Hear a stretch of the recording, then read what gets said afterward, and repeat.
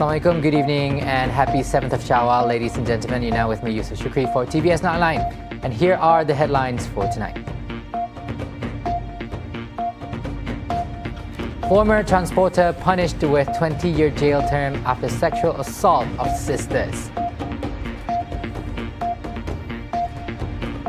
State government of Sarawak mulls on bringing back students from Iran due to conflict.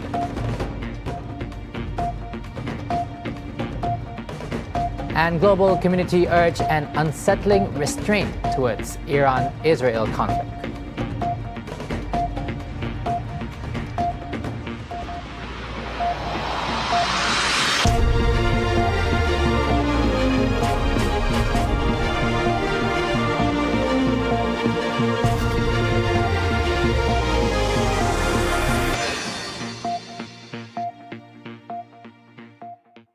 Our top story, as global powers urge Iran to exercise restraint in response to Israel's initial aggression, the increasing prevalence of double standards among these countries becomes more apparent with each passing day. With Israel positioning itself as the victim of Iran's retaliatory action last Sunday, an increasing number of Western countries have rallied to support Israel and called for Iran to exercise restraint. The repeated calls for restraint in just over the past few days have reached a level where the word itself may begin to lose its significance. Japan has joined the call of restraint, with the country's Foreign Minister Yoko Kamikawa expressing to her counterpart Hussein Amir Abdullahian that Japan is deeply concerned about the attacks by Iran on Israel. She further emphasized that the Land of the Rising Sun strongly condemns such escalation. As of now, Iran has previously stated that it would regard the matter as concluded unless Israel retaliated, as Amir Abdullahian conveyed to his Chinese counterpart in a call on Tuesday that Iran was prepared to exercise restraint and had no intention of further escalating tensions. China's top diplomat, Wang Yi, expressed confidence that Iran could manage the situation effectively and prevent further turmoil in the region. In addition to Japan, British Foreign Secretary David Cameron and French President Emmanuel Macron, Germany, the UK, the US, France, Canada and Italy, which comprising the G7, as well as Russia, have all urged Iran to exercise restraint. Now back home, the Sarawak government is awaiting guidance from the Ministry of Foreign Affairs and the Ministry of Higher Education on bringing back Sarawakian students in the Middle East following the Iran-Israel conflict. Without specifying the exact number, Premier Sarawak Datuk Patinggi Tan Sri Abang Johari Tunopeng revealed that most Sarawakian students are in Jordan and Egypt. Kita menunggu nasihat daripada Kementerian Luar sama ada keadaannya berbahaya atau tidak. Dan kalau Kementerian Luar bersama dengan Kementerian Pendidikan Tinggi memberikan pandangan bahawa student kita yang ada di Timur Tengah hendaklah dibawa keluar dan kita akan mengikut arahan tersebut. Ada berapa ramai pelajar takjian sekarang? Kita yang banyak kita di Jordan, selain daripada Mesir. Syria? Jordan dengan Mesir. Di Mesir kita banyak student yang mengambil perubatan di Alexandria, khusus perubatan. Selain daripada khusus agama yang ada di Azhar. He spoke to reporters during a Hari Raya Aidilfitri open house event with the advisor to the Sarawak Ministry of International Trade, Industry and Investment, Datuk Seri Narodin Majais, earlier today. He said there is no information yet from Wisma Putra, Malaysia's Ministry of Foreign Affairs, and the Foreign Ministry. He added Sarawak is also closely liaising with the Director of the Sarawak Regional Office of the Ministry of Foreign Affairs, Fanny Nuli.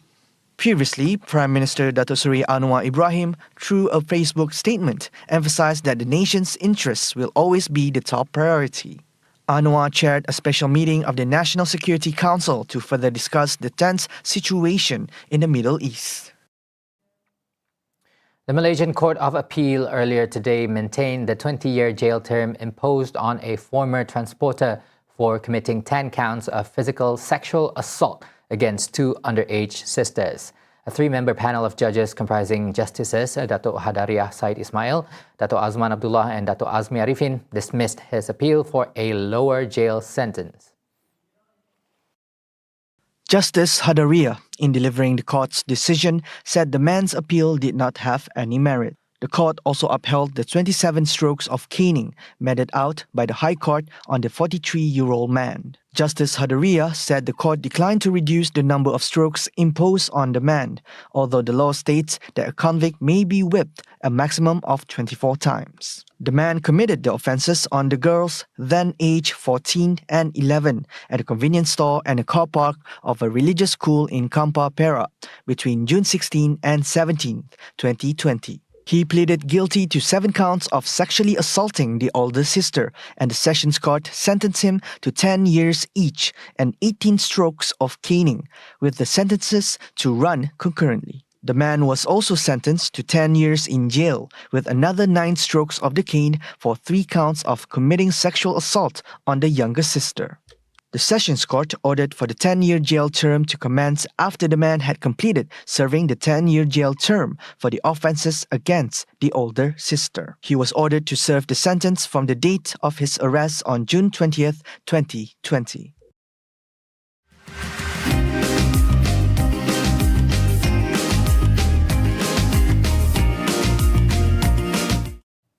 Before we get back to the headlines, Premier of Sarawak, Dato' Patinggi Tan Sri Abang Johari Tunopeng, had the opportunity to visit the Hari Raya Aidilfitri Open House hosted by the Sarawak State Secretary, Dato' Amar Muhammad Abu Bakar Marzuki, at his residence in Kampung Siol Kandis, Petrajaya. Abang Johari's arrival at 8:03 p.m. was warmly welcomed by Abu Bakar along with his wife, Datin Amar Baduyah Bujang, and their family. During the event, Abu Bakar asked the host to entertain the invited guests who began arriving as early as 7 p.m.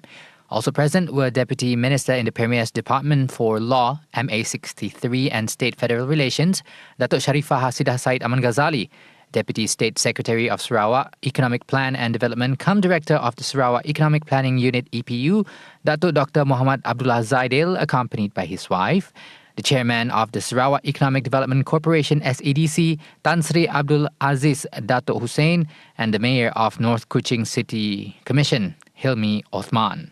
Abang Johari and his wife are scheduled to depart for Bintulu to attend the Hari Raya Aidilfitri Open House hosted by the Bintulu Development Authority BDA at Naim Street Mall, Bintulu, on Wednesday at 11 a.m.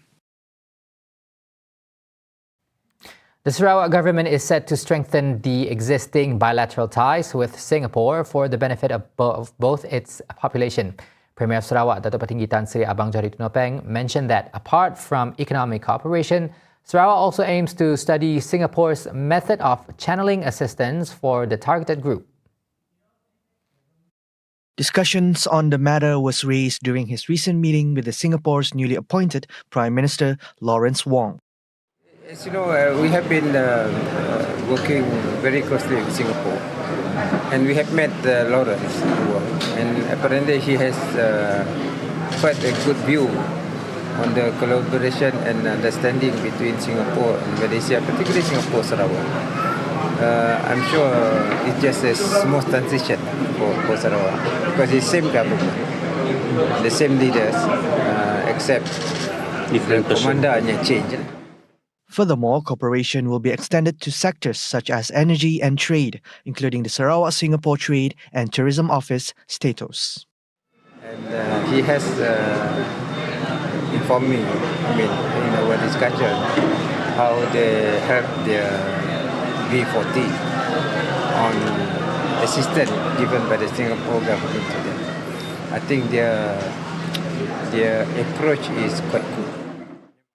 So I think when you talk about targeted assistance, I think Singapore has a good one. Meanwhile, the Sarawak and federal governments are closely collaborating in several key sectors of the nation, focusing on the development of medical, health and education infrastructure. To this, Abang Johari announced the establishment of a committee at the officer level to oversee these matters by the end of this year.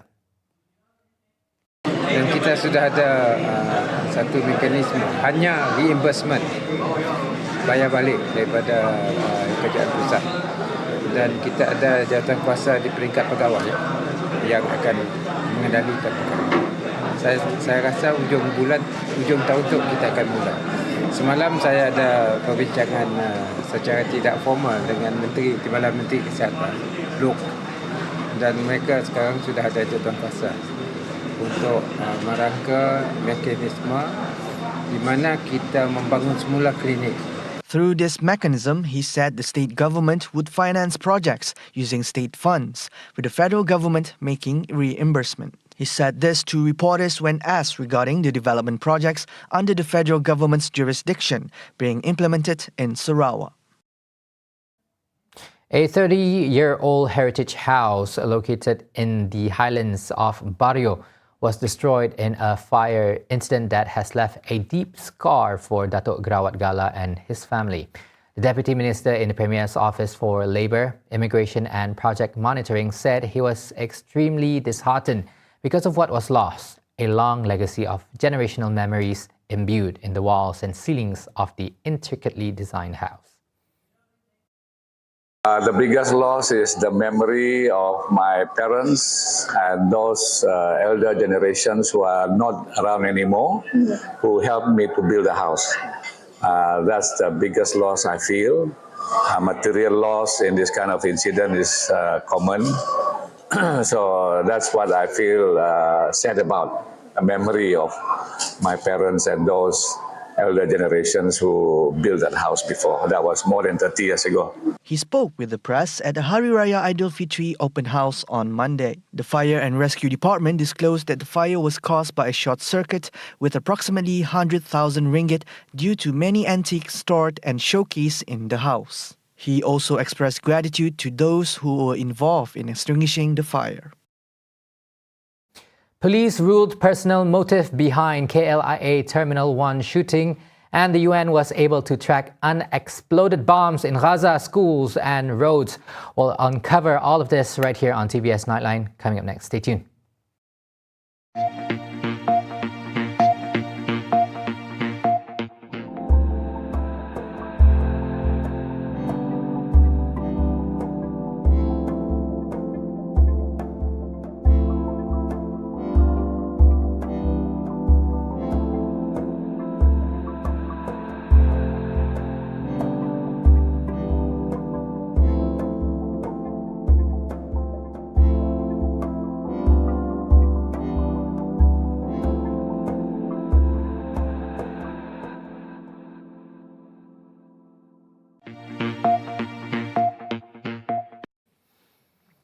Welcome back. Hafizul Harawi, the suspect believed to be the shooter at Terminal 1 of Kuala Lumpur International Airport KLIA, will be remanded for 7 days to facilitate investigation under Section 8 of the Firearms Increased Penalty Act 1971. He arrived at the Royal Malaysia Police Air Force Base in Subang at 2:15 p.m. today and was directly brought to Selangor Contingent Police Headquarters in Shah Alam. The 38-year-old was arrested on Monday at Jalan Bayam in Kota Baru, Kelantan, nearly 36 hours after he fled KLIA 1. Bukit Aman Criminal Investigation Department Director Dato Seri Muhammad Suhaili Muhammad Zain said initial investigation showed the suspects arrived in Kelantan on April 14th using the same car, namely a Honda Civic, but changed the car's registration plate number to avoid his movements being detected. He said before being arrested, the man was staying at a hotel in Kota Baru. The suspect has 4 different identity cards belonging to others in his possessions and used one of it to register in the hotel to avoid being identified by the public and detected by authorities. He was then arrested near a private hospital at about 3 p.m. after police received tips from an anonymous intelligence. Meanwhile, authorities have ruled that the motive behind Hafiz's criminal conduct at KLIA Terminal 1 was personal. To facilitate the investigation, Suhaili said several witnesses will be called to Selangor Contingent Police Headquarters in Shah Alam in order to record their testimony. Buat masa ini tidak ada motif-motif lain selain daripada motif peribadi tersebut. dan kita akan membawa pulang suspek ke Selangor untuk menyelesaikan segala siasatan berkaitan dengan kes 307 tersebut, dan kita juga akan memanggil balik beberapa saksi untuk memperkemaskan lagi siasatan di Selangor, dan akhirnya ultimately kita akan pergi kepada pendakwaan lah. He spoke in a press conference in Kota Baru earlier today. The authorities also obtained Hafizi's medical report from the hospital that he had gone to prior to his arrest. Results of the examination showed that the suspect is mentally healthy and that he had planned the crime by himself. Dia sememangnya sebelum kejadian telah pun membuat medical check-up. Dah buat pun. So kita tangkap dia depan KPJ itu sebabkan dia nak pergi ambil report tu. Betul kan? Dia nak pergi ambil report, medical report tu.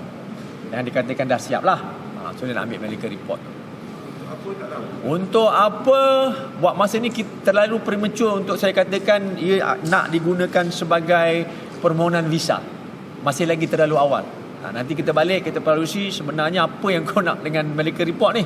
Shuhaili went on, stating that a week before the shooting incident, the suspect has just returned from Saudi Arabia and then went to Bangkok, Thailand, and entered the country through Kelantan.